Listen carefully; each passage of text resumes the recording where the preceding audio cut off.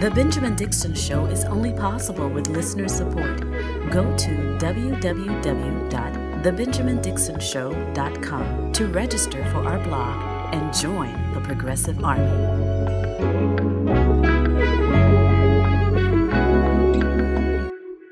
Today is Monday. It is August 24th, 2020. Thanks so much for joining me. I want to start in Kenosha, Wisconsin, where police officers shot Jacob Blake, an unarmed black man. They shot him multiple times, 7 times in the back. I gave a live update of this earlier today, and he has survived. He has made it out of surgery, and he is in serious condition. If you've seen the video, if you haven't, enough's enough. Let me just start there. Like I tried my best to just talk about it earlier today and just to give you the information. But to just, for those who may not have any background on the story, let me just give you the basic information. Police officers showed up to a disturbance in the Wilson Heights community of Kenosha, Wisconsin. 2 women were involved in a fight, and Jacob Blake was there with his 3 sons. His 3 kids were in the truck. He got out to try to break up the fight. Police officers showed up. They tased him. He walks away to get in his car as he gets into his truck, where his 3 sons were. Police officers shot him 7 times from behind, multiple times in the back, while his 3 kids were looking on. Protests erupted overnight. Multiple vehicles were burned. People have had enough. And I think the reason people have had enough is because no matter how many times, the protest, the George Floyd protest, folks were... all over this country, people were shouting Black Lives Matter. And we were showing the country exactly how brutal our policing agencies can be. And the police don't give a damn. They don't miss a beat. They don't miss a step. They just don't care. They believe that they are above the law. In fact, I believe they think that they are the law. I think they believe that they have the right to execute summary judgment on the spot. Obviously, they believe they have that right because they keep doing it and they keep getting away with it. And I am furiously exhausted with this because it is like almost like a shortcut way of handling black people. I don't know. I saw someone on Twitter today ask, what do you do when you're frustrated and all the news is bad and all the news is sad? And he asked specifically with regards to this podcast and another podcast, the Majority Report. But I don't know what to tell you. Shit is real. The police are pigs who will gun you down. They will mow you down in the middle of the streets with no regard for anyone. Any collateral damage. They don't care if your kids are in the car with you. I'm not sure what else we're supposed to do. And I'm not trying to attack that person who asked the question, but I understand. I understand the fatigue. Basically, I understand the frustration, the sadness, the fatigue with what's happening in this country on a regular basis. Every day. I get it. All I could do is just keep telling you about it and keep making the case against it and keep making the logical as well as the emotional and moral case against it and to try to inform as many people as we can. Protesters are doing their part. Attorneys, they're doing their part. But I understand the fatigue and because I'm tired. I am extremely tired of having to cover these stories. I am extremely tired with having to have a new hashtag. I'm exhausted with having to cry for justice for another person when we haven't gotten justice for the last people. We are still fighting for justice for Breonna Taylor. We still have not seen justice to fruition for Ahmaud Arbery, George Taylor. See, it's so many names that you can't even keep up. We still haven't seen justice to fruition for George Floyd. And it's only in the rarest of occasions that we actually get justice. So I don't know what to tell you other than I get it because I'm tired too. But unless it's almost like taking a bucket to the ocean and trying to empty the ocean out with a bucket. But if that's the only way we're going to be able to survive, I mean, we got to keep trying. Like if it's convincing people one person at a time, and if it's I believe what's happening is we're having to change the mind of a generation, of the new generation, of the next generation, because the old generation has failed us. Not specifically older people, but the previous generation that created this construct that we're trying to fight and survive through, that created the police state to begin with, and then created the justifications for the police state, and created the dehumanization of black people. Like they sustained it like that. The dehumanization of black people has been here in this country since the founding of this country, since before the founding of this country, since 1619, since they brought the first slave to this country. But here we are, another day, another shooting, and thankfully, as it stands right now, this young man is still alive. He is in serious condition. He made it through surgery. 7 shots in the back. I have no idea how he survived. But the grace of God that he's still alive and hopefully he pulls through. But damn it if enough isn't enough. Damn it if the police officers in this country don't care. If they don't care no matter how many times we plead. They will shoot you if you're sleeping. They'll shoot you if you're walking away. They'll shoot you if you're running away. They'll shoot you if you try to stand up for yourself. They'll shoot you if you're on your hands and knees like Daniel Shaver, the white young man, I believe he was 27 years old, who was killed by police officers on his hands and knees in a hotel lobby, begging and pleading for his life, and they gunned him down anyway. So if nothing else, we just have to stay vigilant. We have to stay vigilant and keep our eyes on the ball and keep pointing out the fact that this system is corrupt and keep screaming at the top of our lungs. We're not shouting at the wind. We're shouting at the powerful. And eventually we're going to remove them out of power so that we could fix this ourselves.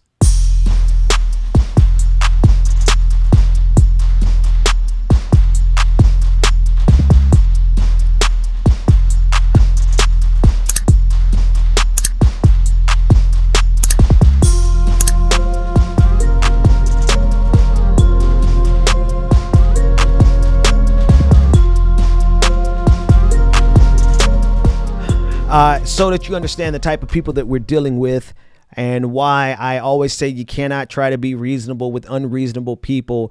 A new poll came out that showed that 57% of Republicans think the number of people who have died from COVID-19 is acceptable. I'm going to pull it up on the screen for the people who are watching on online. For those of you who are listening, I will read the data to you. 57% of Republicans answered the question, the number of U.S. deaths from coronavirus has been acceptable. 57% of Republicans said yes, acceptable. 43% said not acceptable. 10% of Democrats said that it is acceptable. 90% said that it is unacceptable. This one is really disturbing. 33% of independents say that it's acceptable and 67% say it's unacceptable. 170,000 people have died. So let's begin with the Republican Party, where 57% of them think that it's cool. 170,000 people have died. So much for the party of life, pro-life my ass, right? I mean, to really look at 170,000 people, I'm so done with this shit, man. God damn you Republicans. I swear to God, I'm tired of being reasonable with people who are the scum of the fucking earth. People who are like literally the dregs of society. The deplorables. I know a lot of people gave Hillary Clinton hell over that, but that is the most absolute accurate description of these scumbag pieces of shit that I've ever seen in my life. They are deplorable. Deplorable. Because they feel as so, I mean, how do you not care about 100? It's acceptable. At what point will it become unacceptable? Will it become unacceptable when it hits your home? That's probably why the 43% of Republicans say it's unacceptable, because they probably have had somebody be affected or die from COVID-19. Because, you know, conservatives don't really care about anything until it happens to them personally. And so and then these 10% of Democrats, what the hell? I know without a doubt, morality is not partisan. Okay? But if you look at these numbers, there is a moral divide in this country, and it is partisan. What the hell is up with independents? Like, who are these independents? Are they libertarian independents? Like, they don't give a shit about people who die because it wasn't them? Or because it's more important to them that the government doesn't get involved to make sure that we minimize the number of people who die? Like, what is going on in this country? The moral decay. And then the same people are the ones who are trying to yell at you about morality. They fuss at you all day long about sexual morality. Like whether or not you get an abortion, whether or not you have sex out of marriage. Ooh, God forbid. Whether or not you happen to like somebody, love somebody, or want to marry somebody of the same sex. Oh, goodness, that's morally reprehensible. But you sit there and look at 170,000 people who have died from coronavirus, and you're like, yep, that's about right. Morality is not partisan. But there is a moral divide in this country, and it falls along partisan lines, because conservatives have wrapped their entire identity, not just their politics, the entirety of their identity is wrapped into Republican conservatism, particularly Trumpism. They tie in their religion. They tie in their economics. They tie in their social beliefs. They tie in every aspect of their beliefs, of their life, into the Republican Party. And so if the president, watch this, January 20th, when Joe Biden takes power, that number is going to flip. And all of a sudden, conservatives are going to be concerned about the number of people who have died from COVID-19. Why? Because they can lay it at the feet of their political rival. They won't be concerned about COVID-19 so long as it points to Donald Trump, because it's more important for them to keep their political, ideological, hermetically sealed bubble secure. They can't allow a single fracture, not even a micro fracture, in their political ideology, because if they do, the entire flood of reality will come in and show them just how sycophantic and ridiculously pathetic their conservative ideology is.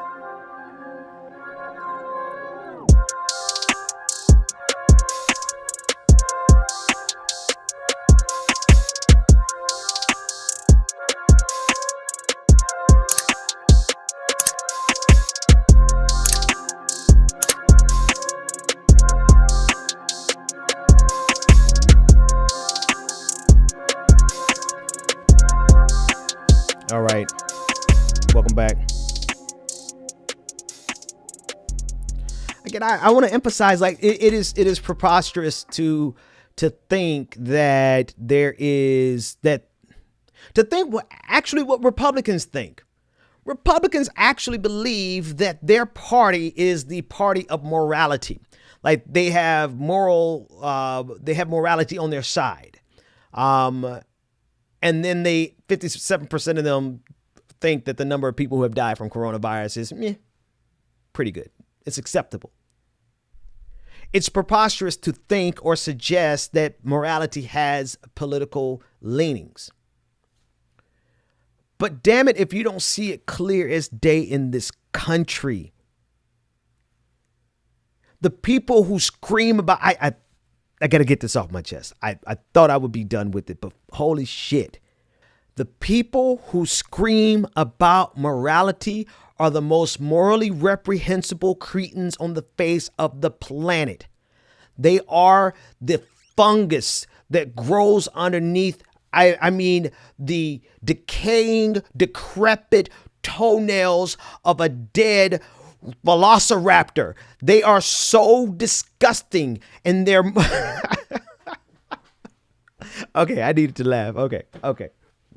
But man, mother F these people. You sick, twisted, demented bastards. Every single one of you who think that this is okay that 170,000 people have died. And then you want to fix your mouth to talk about morality. You know, they wouldn't know morality if it's set next to them. And that's what we're facing right now. We're really facing a situation where up is down and down is up. We're dealing with, and don't get me wrong, I've got a lot to go over in terms of the Democratic Party, right? Rahm Emanuel especially. Rahm Emanuel is in that same category as these sick, twisted f***s. All right. I'll go over that in a second. But in terms of the coronavirus, these people have no regard for human life so long as it doesn't affect them. This is how this country has been able to drop bombs indiscriminately across the globe, because it's not morally reprehensible unless it happens to someone in a nation that is white. I was going to try to find a nice way to fix it. You know, we mourn when there's something that happens in Europe, in France, but we won't mourn if it's something that happens in Africa, right?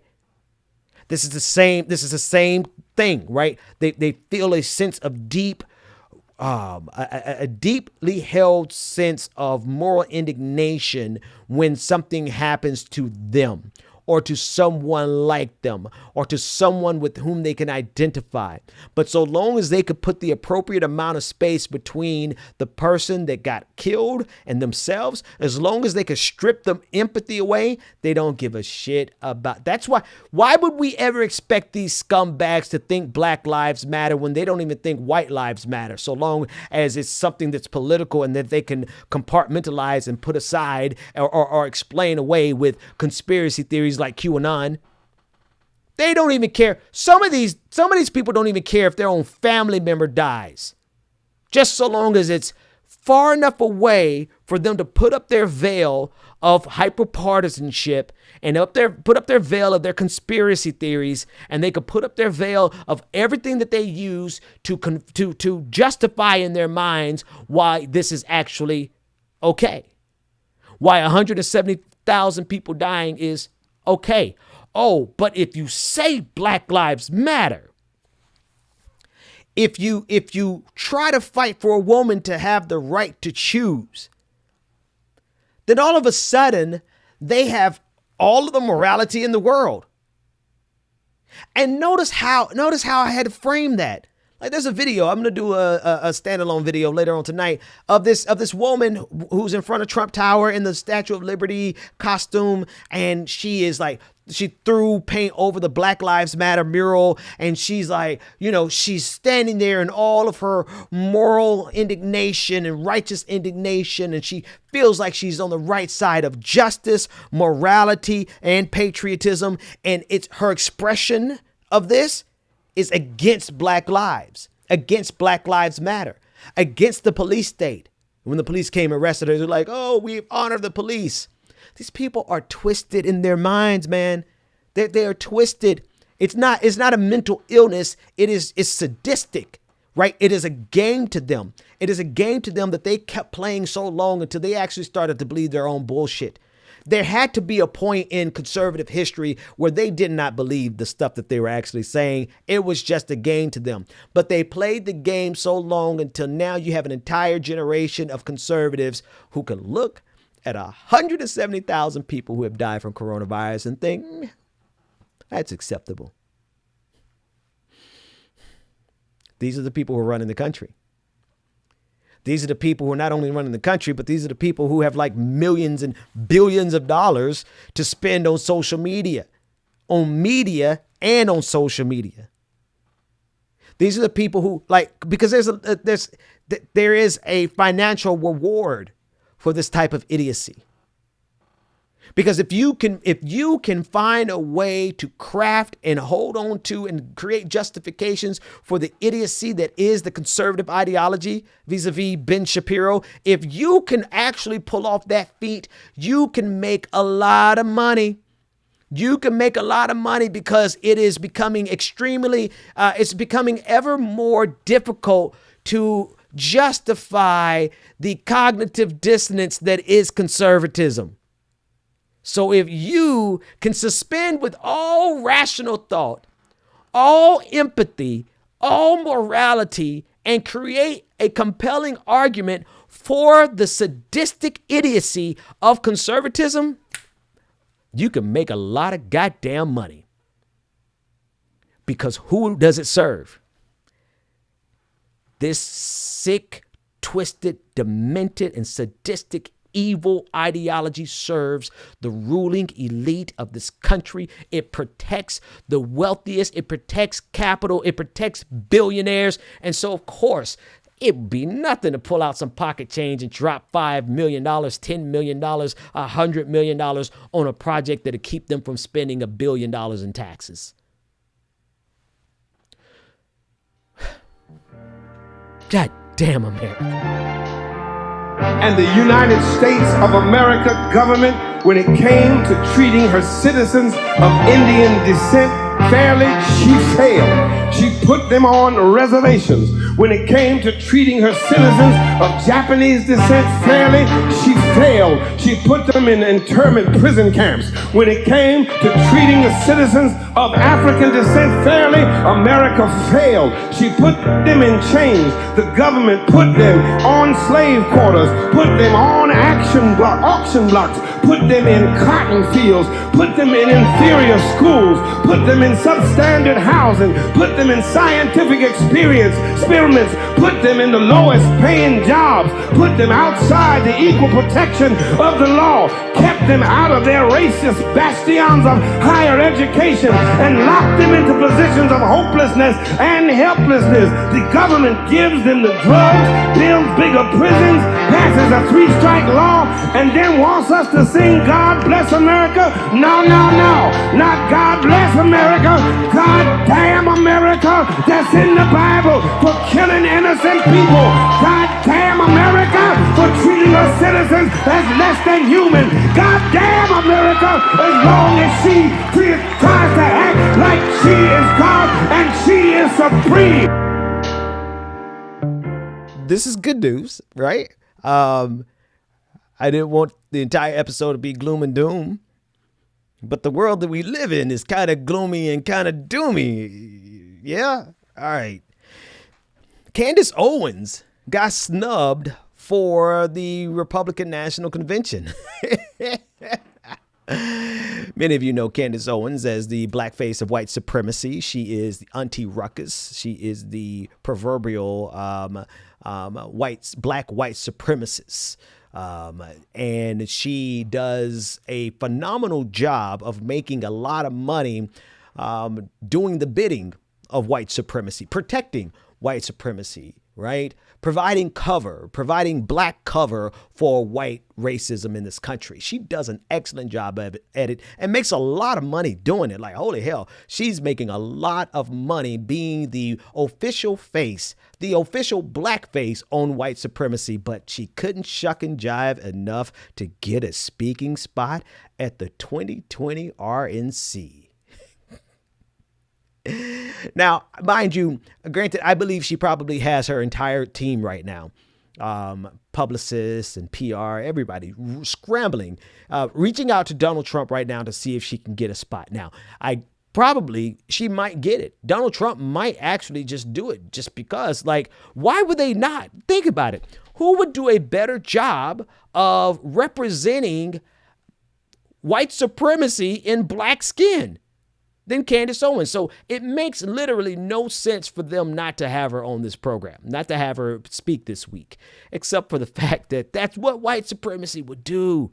Candace, it will use you up and dry you out like your edges and throw you to the side like they do everything else that they touch.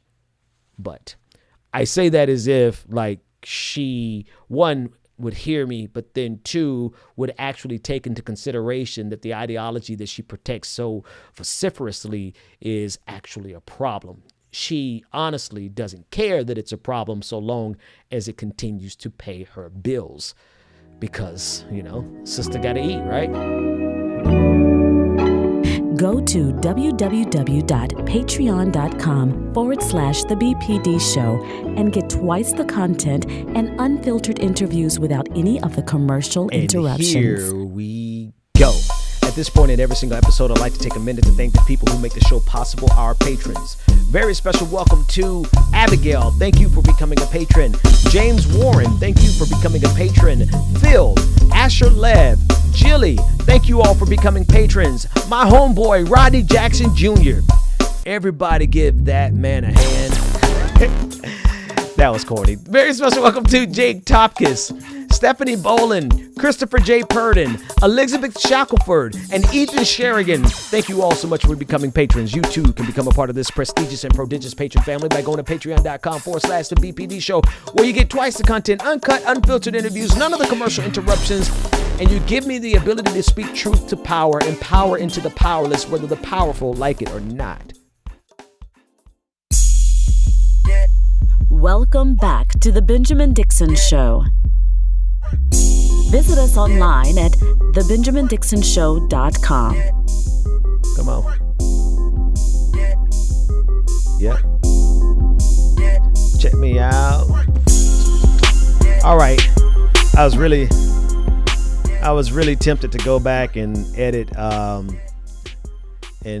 that patron party because it wasn't my best performance, but I've just committed to not editing everything. I'm not going to make it, everything can't be pristine and super fly. Just going to let it ride. Anyway, I digress. Let's see what else is on my list. I have a long list of things. So for you to get the most, the other half hour of the show, go to patreon.com/The BPD Show. And I have another half hour of some funny, mostly angry content.